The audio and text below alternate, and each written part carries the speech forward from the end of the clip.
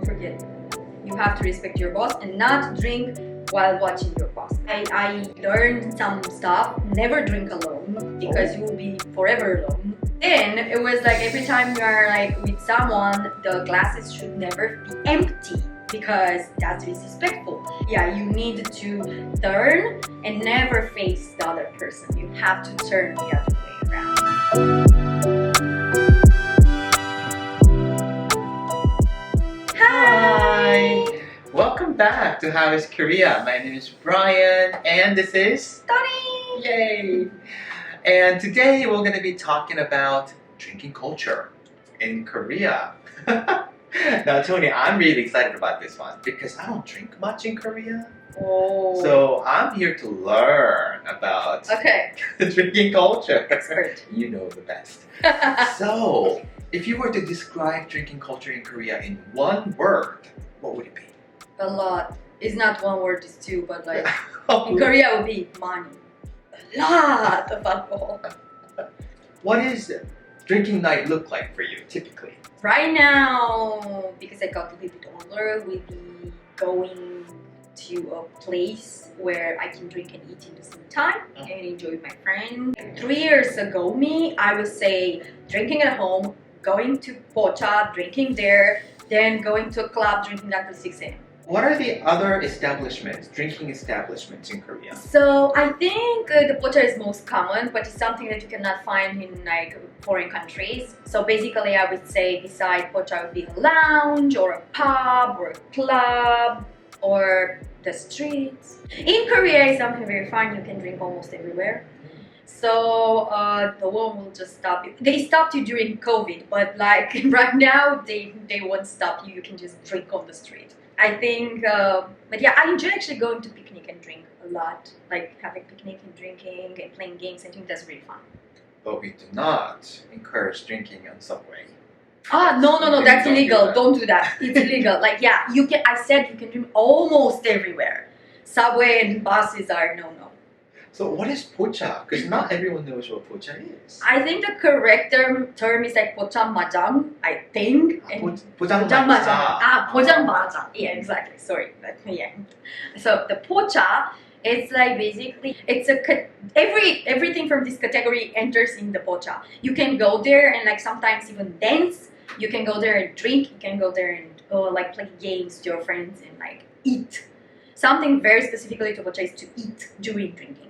You have to buy anju, so it's like mandatory. You cannot go there and like not buy food.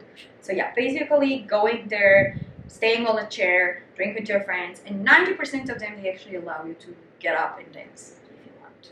Eating while drinking is important in Korea, wouldn't you say? Yeah, it's actually cultural. It's a culture. But also in Romania, it's culture to eat and drink in the same time. So for me, it wasn't a really big difference. Yeah, because we also eat a lot while drinking. So what would you say like the big difference between drinking culture back home and in Korea? We are not allowed to drink in public. Like outside, even a beer, if you drink in the park, they will fine you with a lot of money. So you cannot do that. But I think one of the biggest differences is the percentage of alcohol. Because Romanian alcohol has between 50 and 90 degrees, while soju is 16. Even wine is more than soju. So, and also the combinations between like beer and soju, we do not do that. The only thing that we combine is wine with water, and that's it.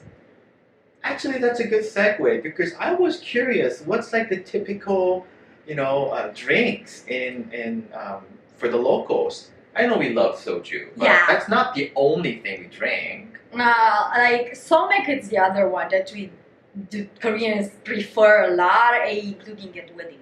That's something weird, but yeah. So basically, combining the beer with soju and making somek. But right now, I saw there are a lot of other things like cider with soju. They put like Sprite or cider in soju, and there was like beer with Coke and soju. And there's like a bomb or soju with hot six, like with the how do you call it? The energy drink. drinks. Yeah, my friend loves that. Wow, people are being creative. Yeah, so when you go to club, it's fancy to go and drink soju with energy drink and make it a cocktail. So you've went to school here, you worked here. I know drinking culture is pretty, integral part of all of that. What was it like back in school, the drinking culture? Most important is when you go to MT. The membership training during like the first semester of your university year. We have this huge trip like for 2 days. And that's important? Because you drink a lot. The minimum is like around 100 bottles of soju. Oh my gosh. Yeah, of course there are around 30 to 45 people, but still sometimes more. But still, it's like a lot of soju and you have to drink, and yeah, that's really important. And also when you go out with your friends and stuff like that, I think the Hueshik culture doesn't only apply to companies. In my opinion, I think Hueshik culture applies also when you are in university, after a big presentation or an event or something like that. And during festivals, people drink a lot during festivals at school. And Hueshik is? Hueshik, I think, is the, like, I'm not sure how to explain because we don't have that in Romania, but it's like after work, people usually go and drink with their bosses and colleagues, and it's kind of like the alcohol party, drinking, eating together, and a kind of like a social gathering. You have to get to know each other. Yeah, exactly. So in my opinion, I think that's also a part of university life because, yeah, when you finish something big, then you have kind of like a Hueshik or like a gathering to drink and eat samgyeopsal or barbecue. That's a big combination. How about at work? Was there any surprising moments for you? Oh yeah, asking the raise from your boss during the Hueshik. That's the best way. That my Korean friends told me, if you want a raise from your boss, ask during the Hueshik, because he will be drunk and he will say yes, and then you next day you go and say like, oh boss, you told me I will have a raise yesterday at a Hueshik. He cannot say no because he doesn't remember. But you have to ask because you need to, people to witness. That's what my Korean friend told me. And I was surprised. That was my surprising moment. But also the fact that your boss gets drunk with you, which this is a no-no in Western countries. The boss is there, you are here, and like you do not mingle, you do not intersect. If you drink one beer or champagne or wine together, it's enough. But here, the boss is putting soju, you are putting soju to the boss. So, and also the respect, don't forget. You have to respect your boss and not drink while watching your boss, because it's like a hierarchy.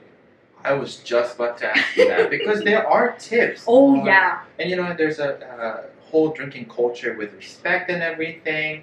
So you're just talking about hierarchy. Can you tell us more about that? So basically, I learned some stuff. Never drink alone because you will be forever alone. But I always do that, so probably whatever. Yeah. So yeah, that was like one tip that I learned. Then it was like every time you are like with someone, the glasses should never be empty because that's disrespectful. The one that's younger should pour to the oldest, and the one that's younger should never, or like younger in age or also like work. Like if you are the same like colleagues, okay, but if there's like the team leader or CEO, whatever that, yeah, you need to turn and never face the other person. You have to turn the other way around. And you also have to receive the glass with two hands and sometimes even bow and say thank you. So these are very fun tips, but I think, personally, I don't think ever people expect you as a foreigner to do that because you don't really know. But it's really fun and also kind of like nice if they will see you doing it. Because, this person really is interested in like learning our culture. So if you are doing this and and there's another tip. Every time when you drink soju, you do at the end. You need to do that. Well, why do you need to do it? I have no idea, but everyone does it, so it's fun. So you just like this. Getting the drink with two hands and everything. It's a nice gesture. When you learn, you don't have to, of course, but when you learn how to do that, that's always good. It goes a mile for sure. And there's also, if you pour to the other people, in your glass, you shouldn't pour. You should pass the bottle so other people will pour into your glass. And also, you should never let your glass on the table, but you should have raised the glass when someone pours it in it. It's a little bit different with the tea, right? Because Ah. tea usually you put it You on yeah, the exactly. table, but for drinks it's a bit different. Yeah. I think that's part of the cultural respect and stuff like that. Actually, we have a similar tip in Romania. If you do jam, never put the glass down because that's showing is disrespectful for the people who actually did like salute or something, you know. And if you actually put the glass down, they will be like, oh, this person doesn't want to drink. But these days things are a little bit different. What happens if you don't drink or if you choose not to drink? Is that pretty cool? Actually, it depends on the person. For example, when I went with my boss before, there was this girl that didn't drink because she was from the Muslim country, so she cannot drink, and he respected that because it's cultural. But for example, if I say I don't drink because I don't want to drink and I don't have any reason for it, they will kind of get a little bit mad because it's like, oh, you just refuse to drink. But if I say, oh, I'm on medication, I cannot drink, or I did this, or I'm from a culture, or whatever, I don't drink in general, then they may respect that. But if I say just, oh, I don't want to drink with you, basically, it's like, okay, so that person doesn't kind of respect me. Or if you don't want to drink too much, you can just say stop and just turn your glass, and they will understand. I'm full. I'm done. Yeah. Yeah. I think it's called Black Knight and Black something in the drinks game, because that's the person that never drinks. That's right. Yeah. It's like somebody else kind of stepping in Yeah. and to, do the drinks Yeah, do the drinking. on behalf of you. Yes, Yeah. they have to drink double. Right. Oh God. Yeah. Poor people. I know. I need those. Usually, when guys want to ask you on a date, they will pretty much want to drink with you and know your level. And in Korea, when people ask about your level, we'll ask you the level in how many soju bottles can you drink. Ah. So yeah, for me it's 4. If someone wants to know. Yeah. You saw my face. I wanted to say see his face. Yeah. So a lot of dating and stuff start with drinking and eating. So I think, and also friendships and things like that. So I think this is really, really important. Korean drinking culture is something. It's part of the social life. It's part of how people are in this country, and I think this is how they become actually more socialite. Right, because at times they can be a bit shy, or they are. They don't know English. They don't, they don't know English, or they're very shy. So drinking kind of relaxes them a little bit. Exactly. But that's a really good tip. That sometimes people ask you what's your level of drinking, and you tell them by how many Yes. glasses or shots Yeah. of yeah. soju you drink. Exactly. Well, thank you so much. I learned a lot from you today, and maybe we can talk more about that later, about drinking culture. But for now, if you have any questions about drinking culture, or if there's anything that you thought was interesting, let us know in the comment section below, or you can ask more to Tony on... Actually, about drinking culture, go on my YouTube channel. I have a lot of videos where I react to any type of alcohol that's Korean. So you can go there. The YouTube channel name is Unfold Soul. There you go. So thank you, Tony, for your time today, and we'll see you again. Yeah, of course, anytime. All right. Bye. Bye.